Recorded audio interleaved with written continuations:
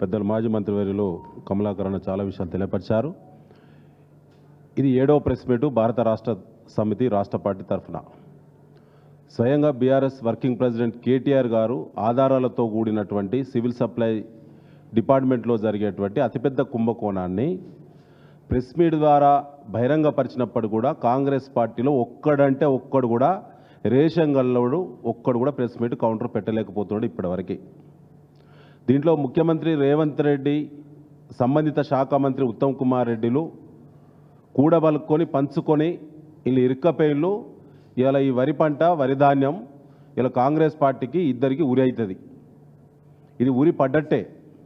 రాజకీయంగా అత్యంత దారుణ పద్ధతిలో దోపిడీ చేసిళ్ళు సివిల్ సప్లై డిపార్ట్మెంట్లో కాంగ్రెస్ పార్టీ.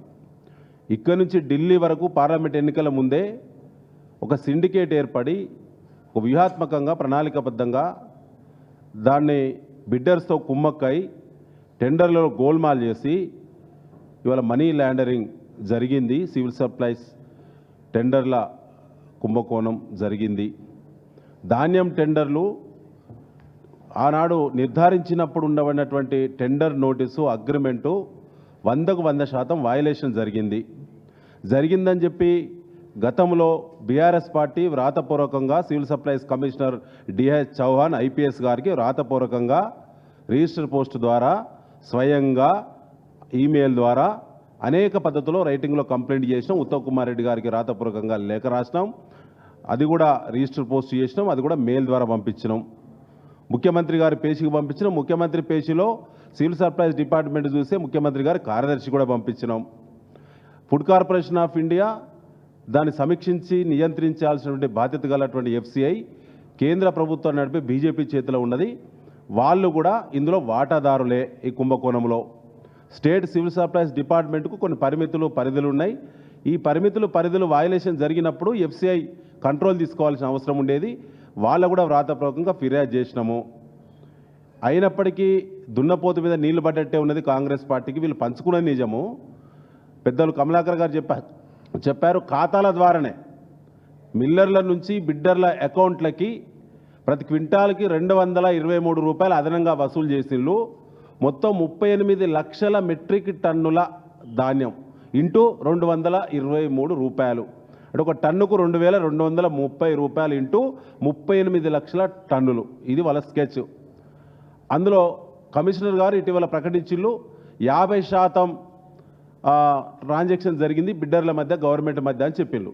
అంటే 50% వసూలైనా ఇప్పటి వరకు 420 కోట్ల రూపాయలు, 413 కోట్ల రూపాయలు ఇప్పటికీ అదనంగా ప్రభుత్వం పేరు చెప్పి అకౌంట్ల ద్వారా బిడ్డర్లు, బ్రోకర్లు అదనంగా డబ్బులు వసూలు చేసిళ్ళు.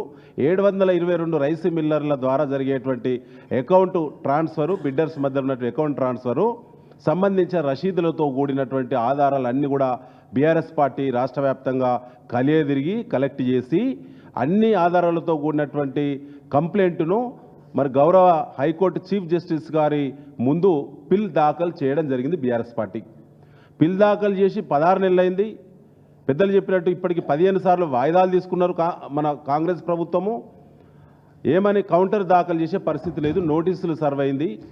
నోటీసులు పొందినటువంటి రాష్ట్ర ప్రభుత్వం కాంగ్రెస్ పార్టీ దొంగల్లా తప్పించుక తిరుగుతున్నది. కౌంటర్ దాఖలు చేయడానికి సమయం లేదు, కానీ దొంగలకు ఎక్స్టెన్షన్ ఇవ్వడానికి మాత్రము 5 సార్లు ఎక్స్టెన్షన్ ఇచ్చే సమయం మాత్రం దొరికింది వాళ్ళకి. ఇటీవల కాలంలో 12వ లాటు నిజామాబాద్ సెంటర్ ఉన్న 12వ లాటు సన్నధాన్యం హిందుస్థాన్ లిమిటెడ్ కంపెనీ అని చెప్పి దాన్ని సన్న బియ్యం పథకానికి మేము పోతున్నామా, సన్నధాన్యం కాబట్టి దానికి సంబంధించి మరి మాకు సన్న బియ్యం అవసరం ఉందని చెప్పి రాష్ట్ర ప్రభుత్వం ఆయనకు వెసులుబాటు ఇచ్చింది. ఎలాంటి ఈఎండి ఫోర్ఫిట్ చేయకుండా తనకి ఈఎండి రిటర్న్ చేసేటువంటి మేము మరి ఇవాళ డిహెచ్ చౌహాన్ గారు, కమిషనర్ గారు, ఉత్తమ్ కుమార్ రెడ్డి గారు అప్రూవల్ మేరకు ఇవాళ మెమో రిలీజ్ చేశారు. మా మాజీ మంత్రి గారు దాన్ని ఇప్పుడు బయటపెట్టారు. ఇవాళ మీ ద్వారా మేము అడుగుతున్నాం, అయ్యా మీరే 500 బోనస్ ఇస్తామని చెప్పి దొడ్డువాడ్లకే కొట్టేటువంటి దొంగలారా, ఇలా సన్నవడ్లకు పోయిన వానాకాలంలో మీరు 19 లక్షల మెట్రిక్ టన్నుల సన్నధాన్యం కొనుగోలు చేసిండ్రు మీ రికార్డు ప్రకారంగా. మొన్న జరిగిన ఎండాకాలంలో 25 లక్షల మెట్రిక్ టన్నుల సన్నధాన్యం మీరు కొనుగోలు చేసిండ్రు. అంటే దాదాపు 44 లక్షల మెట్రిక్ టన్నుల సన్నదానే ఇవాళ రాష్ట్ర ప్రభుత్వం దగ్గర మిల్లర్ల దగ్గర మూలుగుతూ ఉన్నది. మీ సన్న బియ్యం స్కీమ్కు సన్న వడ్ల అవసరం పడితే 44 లక్షల టన్నులు మీరే ఇవాళ సేకరించిన ధాన్యం మీ చేతిలో ఉండంగా 3 ఏళ్ల కింద ఉన్నటువంటి 2022 సంవత్సరానికి చెందినటువంటి సన్న వడ్లు టెండర్ ధాన్యం టెండరు దారును బిడ్డర్ను ఎస్కేప్ చేయడానికి తనతో మిలాఖతై క్విడ్ ప్రోకో పద్ధతిలో ఇచ్చుడు పుచ్చుకుండా అనేటువంటి పద్ధతిలో మీరు దొంగ డ్రామా ఆడి మాకు సన్న బియ్యం కావాలి అని చెప్పి అతనికి ఎగ్జామ్షన్ ఇవ్వడం అంటేనే మీరు ఇందులో ఏసీబీ చట్ట ప్రకారంగా ఏసీబీ కేసు నమోదు కావాలి. అదేవిధంగా ఇవాళ క్విడ్ ప్రోకో పద్ధతిలో ఇవాళ నేరం జరిగింది. దాంతోపాటు ఈడీ సిబిఐ ఇమీడియట్గా ఇన్వాల్వ్ కావాలని చెప్పి మేము గతంలో కూడా చెప్పినాం. కోర్టులో కూడా పిల్ దాఖలు చేసినాము. కోర్టు నుంచి తప్పించుకునేది ఇవాళ కాంగ్రెస్ పార్టీ ఒకటే కాదు, రాష్ట్ర ప్రభుత్వం కాదు, కేంద్ర ప్రభుత్వం కూడా తప్పించుకుంటుంది. ఇవాళ వారు అన్నట్టు పెద్దలు అన్నట్టు బీజేపీ హస్తం ఇందులో లేకుంటే, ముఖ్యమంత్రి మధ్యలో బీజేపీ పార్టీ మధ్యలో సంబంధమే లేకుంటే, ఇవాళ ఎలాంటి ఎవిడెన్స్ లేనటువంటి ఒక ఫాల్స్ కేసు మా కేటీఆర్ గారి మీద పెట్టినటువంటి ఏసీబీ అధికారులు మరి మీ ఎదురుగున్న సివిల్ సప్లై భవన్లో ఇన్ని వందల ఖాతాల్లో అక్రమాలు జరుగుతున్నాయి కదా, బాధ్యత అకౌంట్ టు అకౌంట్ జరుగుతుంది కదా, మరి మీరు ఎందుకు ఏసీబీ వాళ్ళు రైడ్ చేయట్లేదు? ఎందుకు ఏసీబీ వాళ్ళు సివిల్ సప్లై భవన్ రైడ్ చేయడమో, బిడ్డర్స్ యొక్క ఆఫీసులు రైడ్ చేయడమో, వాళ్ళ అకౌంట్ సీజ్ చేయడమో మీరు చేయడం ద్వారా మీకు ఇమీడియట్గా ఎవిడెన్సెస్ దొరుకు కదా, ఎందుకు పోవటం లేదు అంటే మీకు రేవంత్ రెడ్డి అనుమతి లేదు. కాబట్టి మిత్రులారా, ఇవాళ తెలంగాణ రాష్ట్ర ఎఫ్సిఐ కన్సల్టేటివ్ కమిటీ చైర్పర్సన్గా మహబూబ్నగర్ ఎంపీ డీకే అరుణ గారిని కేంద్ర ప్రభుత్వం నియమించింది ఈ మధ్యలో. మరి మీరేం చేస్తున్నారు డీకే అరుణ గారు? ఇప్పటిదాకా కిషన్ రెడ్డి గారు, బండి సంజయ్ గారు వాళ్ళు ఎప్పుడో ఇన్వాల్వ్ అయ్యిండు. బీజేపీ పార్టీ ఇన్వాల్వ్ అయింది. బీజేపీ పార్టీ దాని మీద అసలే మాట్లాడదు. బీజేపీ పార్టీ కొల్లుడైపోయింది కాంగ్రెస్ తోటి సివిల్ సప్లై ధాన్యం టెండర్ల కుంభకోణంలో. ఇది సత్యం.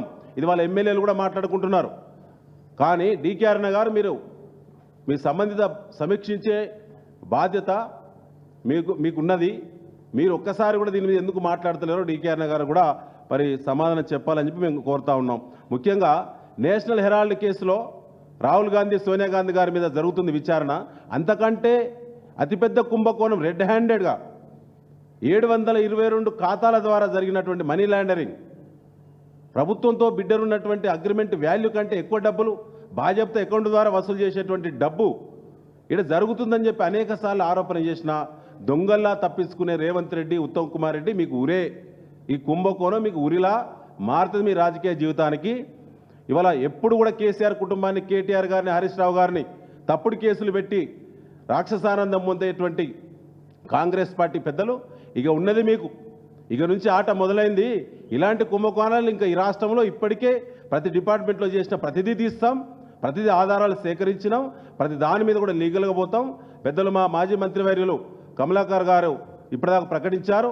ఖచ్చితంగా మండే ఢిల్లీ పర్యటన బీఆర్ఎస్ రాష్ట్ర పార్టీ తరఫున ఒక బృందం వెళ్ళి ED, CBI, DRI, central vigilance వారికి ఢిల్లీలో కంప్లైంట్ చేసిన తర్వాత మళ్ళీ హైదరాబాద్ ఉన్నటువంటి మరి ఏజెన్సీలను కూడా కంప్లైంట్ చేస్తామని చెప్పి కూడా ఈ సందర్భంగా మేము తెలియజేస్తూ ఉన్నాం.